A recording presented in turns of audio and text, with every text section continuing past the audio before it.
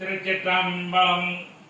அடியார்களே, எங்களது இல்லத்திற்கு தினமலர் தினமும் வழங்குகின்ற தம்பி சதீஷ் அவர்கள் சுமார் 5 வருடமாக அடியனுக்கு தெரியும்.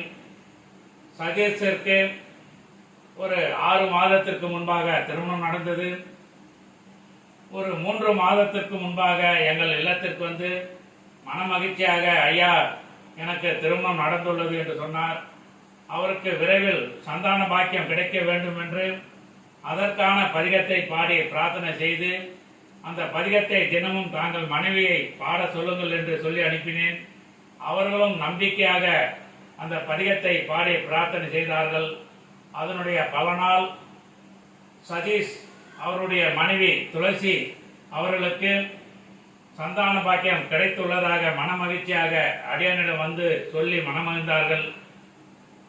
அவருடைய மனைவி துளசிக்கு நல்ல விதமாக குழந்தை வளர்ந்து சுகப்பிரசவம் நடந்து தாயும் குழந்தையும் மனமகிழ்ச்சியாக வாழ அடியன் திருஞான சம்பந்தர் திருச்சிராப்பள்ளியில் பாடிய பதிகத்தை பாடி பிரார்த்தனை செய்கின்றேன்.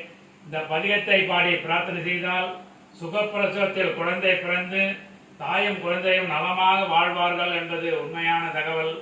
நன்றுடையானை தீயதையிலானை நரைவெல்லேறு ஒன்றுடையானை உமை ஒரு பாகம் உடையானை சென்றடையாத திரு உடையானை திராப்பள்ளி குன்றுடையானை கூரையன் உள்ளம் குளிருமே.